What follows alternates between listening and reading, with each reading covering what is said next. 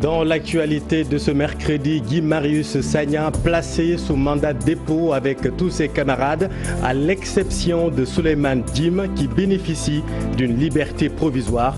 Les derniers développements avec l'avocat Maître Moussa Sarr dans un instant. Verdict de désescalade dans l'affaire des talibés enchaînés. Le maître coranique et ses co-accusés sont condamnés à 2 ans de prison avec sursis. Craignant d'éventuels débordements, la police avait très tôt quadrillé le tribunal de Louga. Les détails dans cette édition. L'actualité de ce mercredi, c'est aussi la grève de 48 heures décrétée par les travailleurs de la SDE. C'est toujours le dialogue de sourds entre les syndicalistes et la tutelle.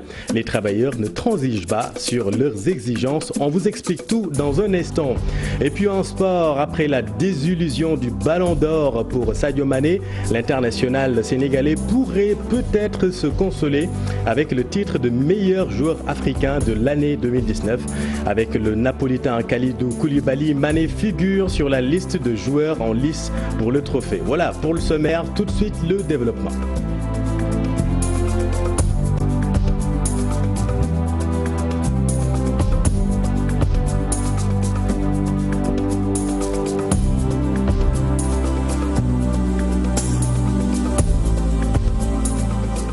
Guy Marius Sagna placé sous mandat de dépôt. Nous sommes en direct avec son avocat, Maître Moussa Sarr. Bonsoir Maître. Bonsoir. C'est la dernière nouvelle et à l'exception de tous ses camarades, Souleymane Djim a bénéficié d'une liberté provisoire. Est-ce que vous confirmez toutes ces informations? Oui, je confirme cette information. Effectivement, les auditions avaient commencé vers 17h. Elles viennent juste de finir sur les 9 qui étaient présentés devant le doyen, conformément aux réquisitoires introductifs du procureur de la République. Les 8 ont été placés sous mandat de dépôt. Seul Souleymane Djim a bénéficié d'une liberté provisoire. Et quelle sera la suite de la bataille à présent? Bon, la suite, c'est de créer les conditions pour que tous ces prévenus soient entendus dans les meilleurs délais pour qu'on puisse introduire une demande de mise en liberté provisoire. Maintenant, il y a lieu de noter que sur les 9, les 8 sont poursuivis pour participation à une manifestation interdite. Seul Guy Marius Sagna est poursuivi pour actions diverses, rébellion, provocation à un attroupement et participation à une manifestation interdite. J'estime que pour ces faits, il n'y avait pas lieu de les arrêter, a fortiori, ouvrir une information judiciaire. Il n'y a pas une information judiciaire à faire. Si tant est que les faits sont arrêtés, il n'y a pas besoin d'ouvrir une information pour enquêter. Sur quoi? C'est sans objet. Alors, on a l'impression qu'il y a un acharnement, il y a une volonté de faire taire ces jeunes qui ne font qu'exercer un droit légitime, qui est le droit à manifester, qui est prévu par notre Constitution. Alors, étant donné que c'est l'article 80 qui a été visé, Souleymane Djim a bénéficié d'une liberté provisoire. Comment l'expliquez-vous? Non, l'article 80 n'a pas été visé. C'est les articles 95, 97, etc. Ce n'est pas l'article 80 qui est visé dans ce cadre-là.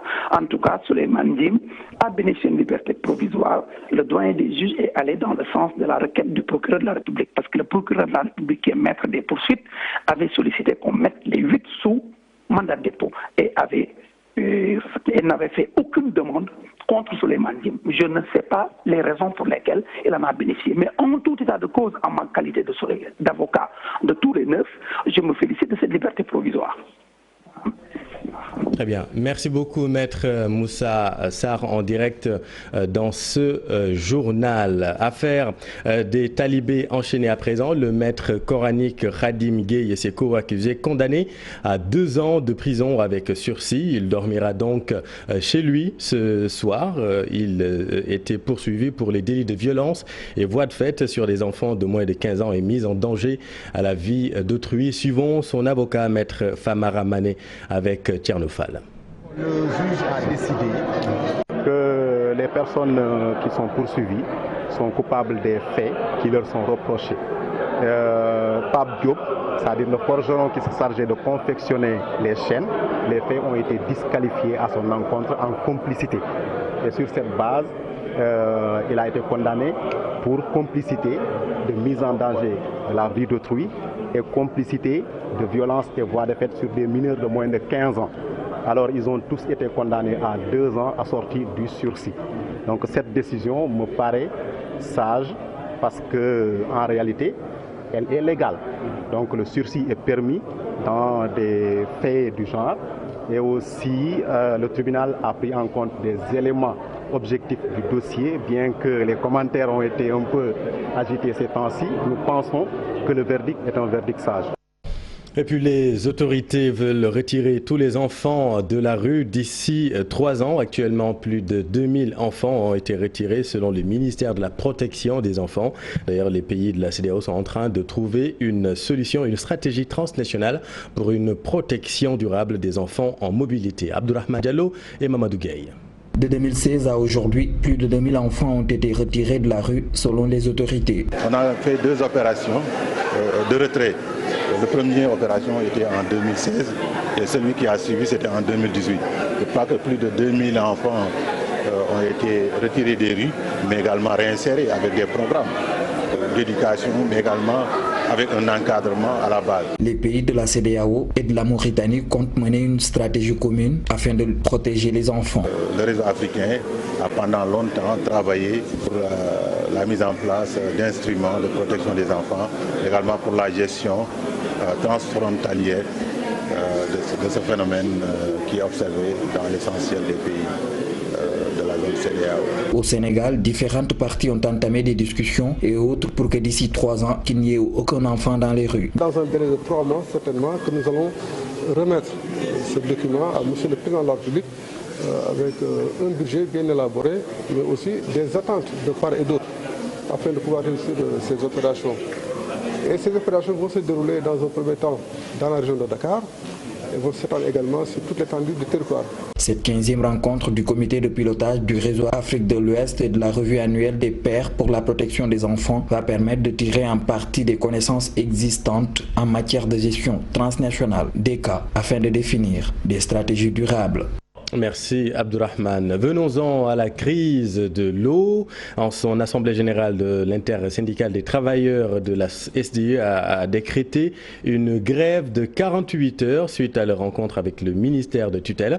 Un accord n'a pas été trouvé entre les autorités et les travailleurs de la SDE qui réclament une augmentation de 15% des parts de l'État à la suite du nouveau contrat d'affermage accordé à Suez. L'État du Sénégal n'exclut pas d'accorder 10% du capital aux travailleurs, mais à condition qu'il accepte de céder les 3% à l'ONAS et à la SONES. Voyons tout cela avec Ibou Diouf, Khadija Tougoro et Diafaraba.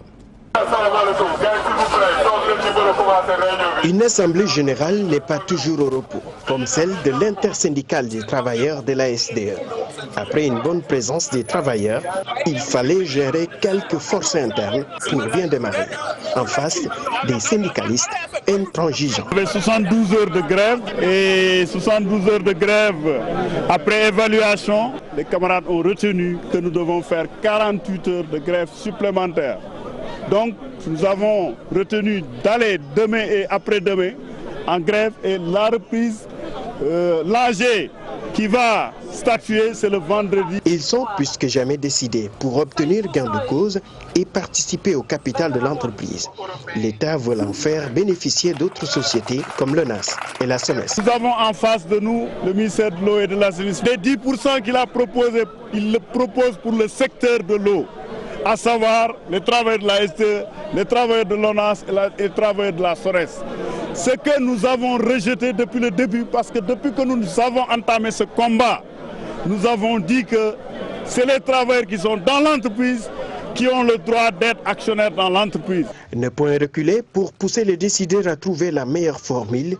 Ils veulent faire des 10% un véritable acquis. Pour être dans le capital, 10%, les gens pensent que nous cherchons de l'argent. Non, nous ne cherchons pas de l'argent, mais nous cherchons à être présents dans le conseil d'administration pour pouvoir orienter les destinées des Sénégalais que nous représentons au niveau du conseil d'administration. Et en plus, pour éviter l'exportation des capitaux vers l'étranger. Pour ces travailleurs de la SDE, le manque d'eau est une conséquence de la grève et non son objectif. Il faudra encore faire avec la pénurie d'eau après un nouveau mot d'ordre de 48 heures renouvelable. Les personnes à mobilité réduite de Saint-Louis déversent leur colère sur les autorités étatiques et rappellent qu'elles ne peuvent plus accéder aux établissements scolaires. Selon le vice-président de la fédération départementale, un seul centre orthopédie fonctionne au Sénégal depuis l'indépendance et que le matériel orthopédie produit par les techniciens sénégalais est devenu obsolète. Atoumane Khan, il est le vice-président de la fédération départementale des personnes vivant avec un handicap de Saint-Louis. Il est interrogé par notre équipe là-bas dans le Nord. Mais les difficultés, les premières, je vais citer l'éducation, l'école. Parce que vous savez, la personne, avant qu'on puisse lui faire quelque chose, il faut que qu'elle aille à l'école, qu'elle ait des compétences, qu'elle ait une profession, qu'elle ait une formation. Malheureusement, je ne dis pas que les 15% de la population qui est handicapée au Sénégal rencontrent, mais la plupart, les 15% des personnes au Sénégal ne sont pas à l'école. Il y a beaucoup de jeunes qui veulent aller à l'école, ils ne peuvent pas aller à l'école. On a tout à l'heure dans le séminaire, vous avez entendu la départementale parler d'un problème spécifique, l'éducation des aveugles. Des aveugles. Il y a une seule école qui se trouve au niveau de Thiès. Et elle n'a pas une capacité d'absorption de tous les jeunes aveugles qui veulent aller à l'école. Même dans tous les centres d'orthopédie du Sénégal. Moi je le dis à haute voix, les techniciens ils ne sont pas trop assermentés. Les appareils qu'ils produisent ne servent même pas aux personnes handicapées. Au contraire, ça les dérange. Et puis 175 gendarmes vont rejoindre le Mali dès ce jeudi. Il s'agit d'officiers ou sous-officiers sénégalais qui doivent participer à la MINUSMA. Le 7e contingent se déclare apte à accomplir minutieusement la mission. La remise de drapeau a eu lieu ce matin à la caserne Samba Djeri Diallo, Cheikh Diop et Pape Sangoné Mbaye. Une tradition bien respectée. La remise de l'emblème national, le général de brigade Tchaka Tchao a remis le drapeau au chef d'escadron Mamadi Kaba.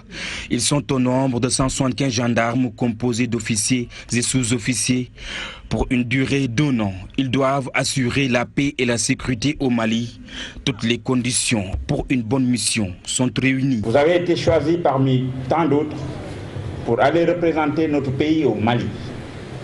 Je vous exhorte, au nom du haut commandant de la gendarmerie, à cultiver et préserver les valeurs auxquelles vous avez adhéré en choisissant de servir dans la gendarmerie en particulier et dans les forces armées en général. En tant que militaire, il vous reviendra impérativement d'adopter un comportement sans faille. Et ce comportement sera essentiellement marqué par le sens élevé de l'honneur, le professionnalisme, la discipline, la disponibilité, le cours. 3 mois de formation pour se familiariser avec le système des Nations Unies et l'environnement. Une manière pour bien accomplir leur mission. Laquelle formation qui s'est déroulée en 3 phases. D'abord, une phase théorique marquée par un cycle de conférences et une phase pratique, maintien de l'ordre, qui s'est déroulée au centre de perfectionnement de la gendarmerie mobile, au CPGM de Ouakam, pendant laquelle les hommes ont fait face à des situations très complexes, des foules, des manifestations, des cas de manifestations de foule très dangereuses. Et la dernière phase a été marquée par le séjour passé au centre d'entraînement tactique numéro 7 de Thiès. Le respect des normes de conduite des Nations Unies doivent être prises en compte, des recommandations et instructions que ces gendarmes vont appliquer. Cette mission a été parfaitement réussie par l'ensemble des contingents qui vous ont précédés sur les différents théâtres. Il n'y a pas de raison que vous n'en fassiez pas autant. Absolument, c'est une mission que nous devons accomplir, comme vous le savez. Un pays frère qui est le Mali, qui est dans des difficultés, il est de notre devoir quand même en tant que pays frontalier, le Sénégal, d'aller les soutenir dans le cadre des opérations de maintien de la paix. Nous n'avons pas le droit à l'erreur, on n'a pas le droit de faire moins que nos prédécesseurs. Donc ils ont su relever la barre très haut, c'est à nous soit de maintenir la barre à ce niveau ou de la relever encore plus haut. Les abus et les exploitations sexuelles sur les populations vulnérables, une réalité au Mali. Le général de brigade Tchaka Tchao demande au 7e contingent d'être catégorique sur ce fléau pour une paix définitive au Mali. Cher, l'armée sénégalaise dispose d'équipements modernes pour faire face à l'ennemi. À Thiès, l'armée a brandi ses armes à l'occasion justement d'une démonstration organisée dans le cadre de la fête patronale du bataillon des blindés de la base militaire de Thiès. Cher Anta Diop, Seylatir. Bien outillée, l'armée nationale est bien outillée aujourd'hui pour faire face à l'ennemi. Au camp militaire de Thiès, bataillon blindé, un important arsenal militaire est mobilisé. Cette initiative montre avec pertinence que l'armée portée par les autorités est bien en marche. Bon, les engins que vous voyez ici, c'est des engins très modernes qui s'appellent le PTL-02. C'est des engins équipés d'un canon de 105 mm, donc qui ont été acquis depuis 2016. Naturellement, je ne suis pas la voie la plus habilitée, mais quand même vous pouvez constater qu'actuellement l'armée est en pleine montée en puissance et ça se voit avec le matériel que vous avez devant vous. Ralliement des hommes de troupes, pilotes en route et le commandant commande à distance. L'arme blindée est caractérisée par sa rapidité. C'est ça que vous venez de voir. Donc là, c'était une alerte lancée et le commandant d'escadron, après avoir donné ses ordres, a montré sa capacité de réaction. C'est l'arme privilégiée au combat, donc grâce à sa protection, sa mobilité et surtout sa puissance de feu. C'est ce que vous venez d'assister aujourd'hui. Malawi a commencé depuis une semaine. Des activités de cohésion sont organisées. Et ce matin, une randonnée pédestre a mobilisé près de 3000 personnes. Les forces de défense et de sécurité, les personnels de l'administration de Thiès et les populations ont participé à cette fête de l'armée. Merci Charanta. La BCEAO a tenu sa 4e réunion du comité de politique monétaire. Durant cette rencontre, des points essentiels ont été soulevés comme le respect de la mesure du coefficient de réserve obligatoire de 3% par les banques ou encore la hausse du taux d'inflation du pays de l'Union, Maguette Souare Diallo et Amadouba. Face au non-respect du coefficient de réserve obligatoire de 3%, la Banque centrale des États de l'Afrique de l'Ouest tape du poing sur la table. L'institution exhorte les banques à se conformer à cette mesure lors de sa 4e réunion ordinaire de l'année 2019. Sur la base de ces analyses, le comité de politique monétaire a décidé de maintenir inchangé le taux d'intérêt minimum de soumission aux opérations d'appel d'offres d'injection de liquidité à 2,50% et le taux d'intérêt du guichet de prêt marginal à 4,50%. Le coefficient des réserves obligatoires applicables aux banques de l'Union demeure fixé à 3%. Au sortir de la réunion, le comité de pilotage de la BCEAO est revenu sur la hausse du taux d'inflation. Dans la situation de l'inflation dans l'Union, le comité a relevé que le niveau général des prix à la consommation a baissé durant le 3e trimestre 2019. Le taux d'inflation est ressorti à moins 1%, après moins 0,7% un trimestre plus tôt. Cette situation est liée à la poursuite de la baisse des prix des produits alimentaires dans la plupart des pays de l'Union. À l'horizon de 24 mois, le taux d'inflation est projeté par la Banque centrale à 1,6%, en ligne avec l'objectif de stabilité des prix poursuivi par la BCEAO. Autre point évoqué, la progression de l'activité économique au 3e trimestre de cette année, une activité économique qui continue à être affectée par les incertitudes liées aux conflits commerciaux, mais également aux tensions géopolitiques. Merci Maguette. Et puis à quelques heures de l'ouverture officielle de la foire internationale de Dakar, les ouvriers sont à pied d'œuvre.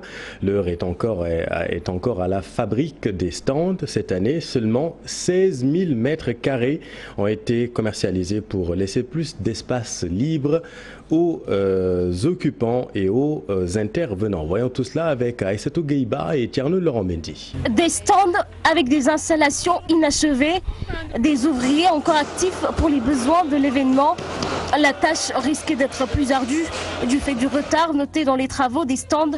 À moins de 24 heures de l'ouverture du 6S pour accueillir la 45e édition de la FIDAK, certains exposants sont inquiets. Les travaux ne sont pas encore terminés.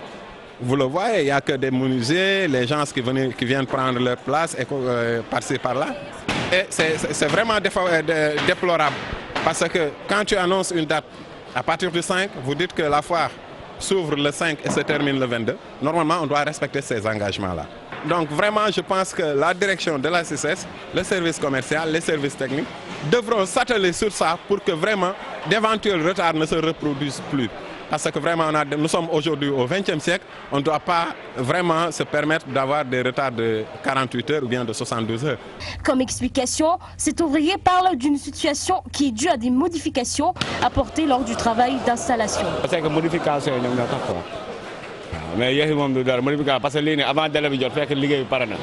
les modifications sont la cause de ce retard dans le travail. Regardez toutes ces planches. Cela nécessite beaucoup d'efforts. Même 5 jours après l'ouverture de la voie, les ouvriers vont continuer à travailler. C'est tout à fait compréhensible. Quoi qu'il en soit, ce retard n'est pas bien accueilli, à l'image de cette femme venue se procurer une occupation à l'occasion de la foire de Dakar. Il y a du retard dans le travail.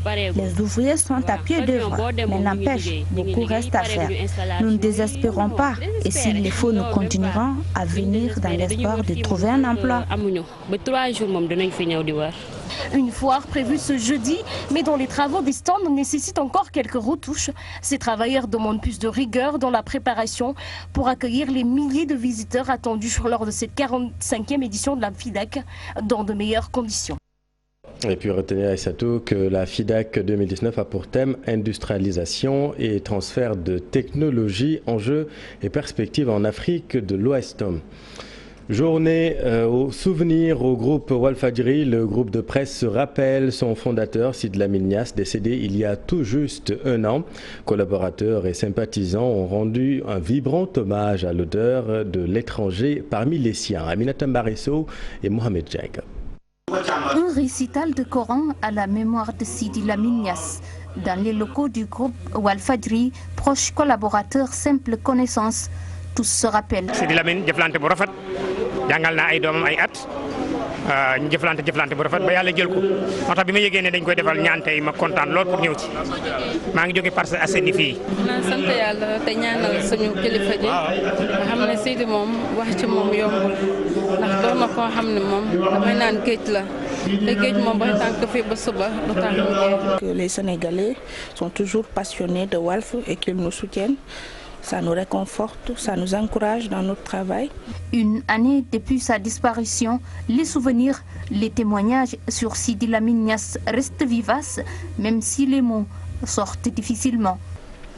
Que de bons souvenirs, parce que nous, étant jeunes, il nous a très tôt responsabilisés, il a eu confiance en nous, et si on est connu partout à travers le monde, c'est grâce à Sidy Lamine Niasse. Sidy reste toujours dans les cœurs et aujourd'hui vous-même, vous avez eu sûrement à le constater avec ce monde qui est venu justement participer.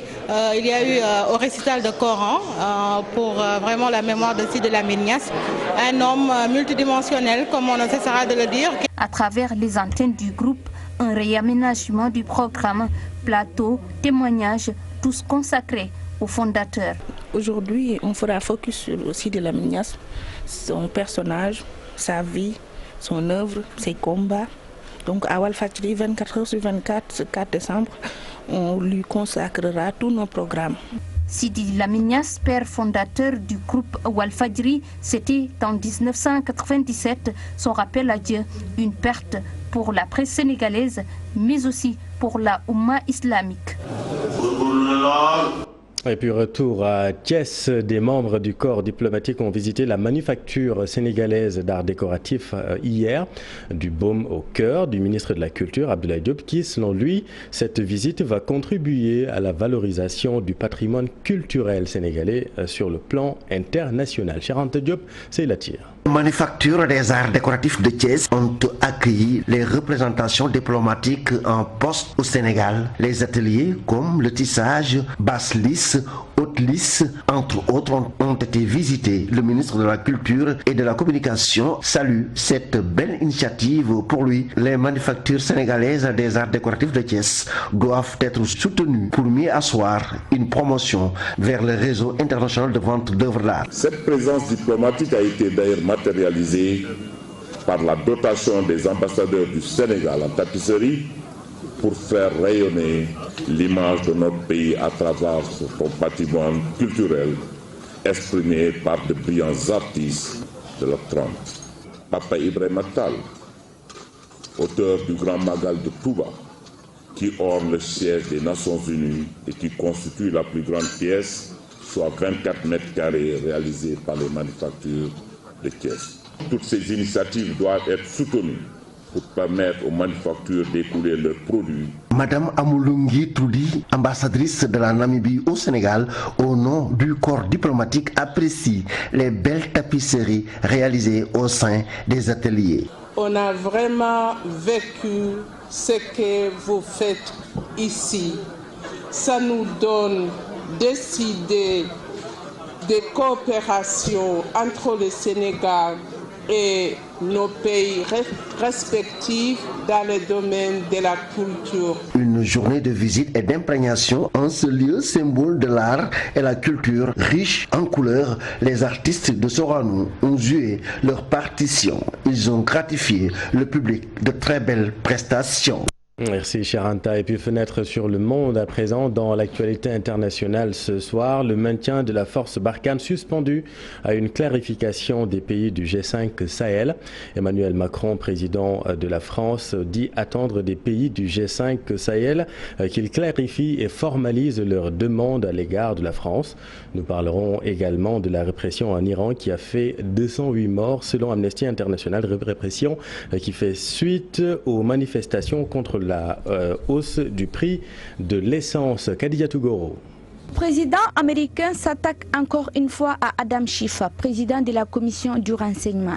Une attaque suite à la publication du rapport de ce dernier sur la procédure de destitution entamée contre le président américain. Les démocrates et les républicains sont en collision dans cette affaire. La Chambre à majorité démocrate votera l'acte d'accusation d'ici la fin de l'année. Et le Sénat à majorité républicaine, quant à lui, se prononcera contre la destitution du président in fine. En Iran, plus de 208 personnes tuées dans une répression depuis le 15 novembre. L'annonce est faite par Amnesty International. Suite à l'annonce d'une augmentation sur les prix de l'essence, de violentes manifestations se sont répandues le 15 novembre dans plusieurs localités. L'accès des protestataires au monde extérieur via Internet a été de suite coupé par les autorités, évoque NetBlock, un site qui surveille la liberté d'accès à Internet. Après une semaine d'interruption, l'Internet est de nouveau accessible aux Iraniens. Au sommet de l'OTAN, Emmanuel Macron conditionne le maintien de Barkhane au Sahel, concernant la présence militaire de la France dans la région, à une clarification des pays du G5 Sahel sur fond de mouvements anti-français. Le président Macron répond aux polémiques sur la présence française dans la zone Sahel 3 jours après l'hommage national rendu aux soldats français tués au Mali. Cette décision de l'Elysée intervient le 4 décembre à l'issue d'une conférence de presse au sommet de l'OTAN près de Londres. Merci Khadija. Et puis un mot de sport avant de boucler cette édition. Les finalistes des CAF Awards de l'année 2019 sont connus. Pour le titre du joueur africain de l'année, 2 Sénégalais sont en lice, en l'occurrence Sadio Mané et Kalidou Koulibaly. Krépin Diatta est lui en course pour le titre de meilleur espoir. Pendant ce temps, le sélectionneur des Lions du Sénégal, Aliou Cissé, est concerné pour celui de l'entraîneur de l'année. Les vainqueurs seront connus le 7 janvier prochain. Cher Sadi Boudiara. Comme nous pouvons nous y attendre, Sadio Mané et Kalidou Koulibaly sont toujours en liste pour le Ballon d'Or africain 2019. Après la réduction de la liste des nommés qui passe de 30 à 10, les 2 stars de l'équipe nationale du Sénégal sont en concurrence avec les internationaux algériens, champions d'Afrique. Riyad Mahrez de Manchester City, Ismaël Benasser du Milan AC et Youssef Belaïli d'Al Ahly de Jeddah. Les autres finalistes sont l'Égyptien Mohamed Salah de Liverpool, le Gabonais Pierre-Emerick Aubameyang d'Arsenal, le Marocain Hakim Ziyech de l'Ajax d'Amsterdam, le Camerounais André Onana de l'Ajax d'Amsterdam et le Nigérian Odion Igalo de Shanghai Shenhua. Le nom du vainqueur sera connu le 7 janvier prochain lors de la cérémonie des CAF Awards au Caire, en Égypte. Lors de cette soirée sera également dévoilé le nom du meilleur espoir de l'année entre le Sénégalais Krépin Diatta du FC Bruges, le Marocain Achraf Hakimi du Borussia Dortmund, le Malien Moussa Djenepo de Southampton et le Nigérian Victor Osimhen de Lille, Samuel Chukwueze de Villarreal. Un autre Sénégalais concerné par la cérémonie, Aliou Cissé, le sélectionneur des Lions, en lutte pour le titre de meilleur entraîneur de l'année avec l'Algérien Djamel Belmadi, le sélectionneur du Madagascar Nicolas Dupuy, le coach du Zamalek Christian Gross et celui de l'Espérance de Tunis Mouine Chabani. C'est la fin de cette édition. Merci de l'avoir suivi. L'info continue dans Soir d'Info avec vous, Papa Abdoulaye Der. Vous recevez le secrétaire général adjoint des travailleurs.